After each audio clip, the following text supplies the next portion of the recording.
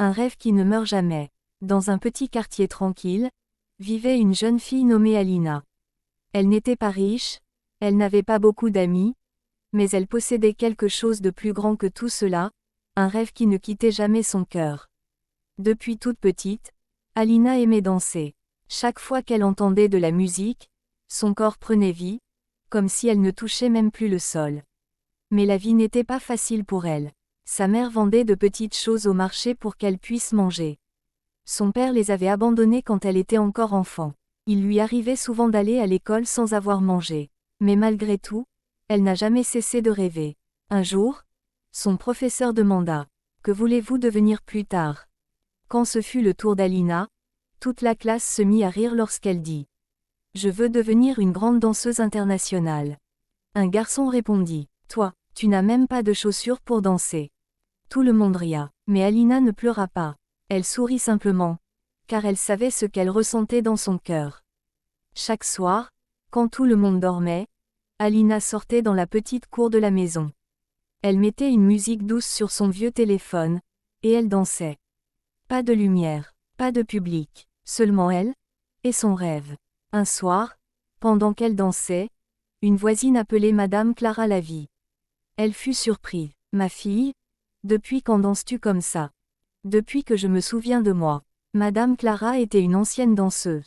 Elle vit quelque chose de spécial en Alina. « Tu as un don, mais tu dois travailler dur pour le faire briller. » À partir de ce jour, la vie d'Alina commença à changer. Madame Clara commença à aider Alina. Elle lui apprit la technique, la discipline et la confiance. Un jour, elles entendirent parler d'un grand concours de danse en ville.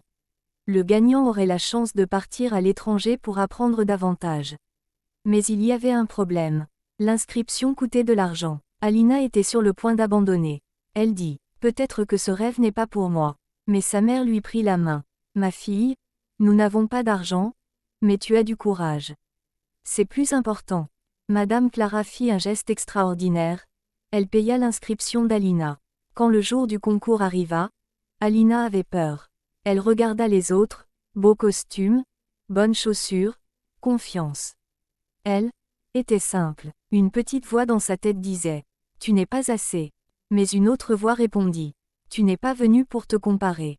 Tu es venu pour montrer qui tu es. » Quand on appela son nom, tout devint silencieux. La musique commença. Alina fit son premier mouvement.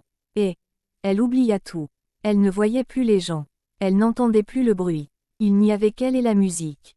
Elle dansa avec son cœur, avec sa douleur, avec son espoir. Quand elle termina, il y eut un silence. Puis, tout le monde se leva. Ils applaudirent. Quand les résultats furent annoncés, Alina serra fort la main de sa mère. 3e place, 2e place. Son cœur battait très fort. 1re place, Alina. Elle n'y croyait pas. Elle se mit à pleurer. Sa mère pleurait. Même Madame Clara pleurait. Ce n'était pas seulement une victoire, c'était la preuve que son rêve en valait la peine. Alina obtint l'opportunité d'aller apprendre la danse à l'étranger. Elle quitta son quartier, mais elle n'oublia jamais d'où elle venait. Quelques années plus tard, elle devint une grande danseuse. Elle fut invitée sur des scènes internationales. Mais le plus beau, elle revint chez elle. Elle ouvrit une école de danse pour aider les enfants qui n'ont pas de moyens. Elle leur dit « Ne laissez jamais la peur vous faire oublier vos rêves. » La leçon de l'histoire. Les rêves ne regardent pas si tu es riche ou pauvre. Les rêves ne regardent pas d'où tu viens. Mais ils demandent une chose, le courage de continuer, même quand c'est difficile.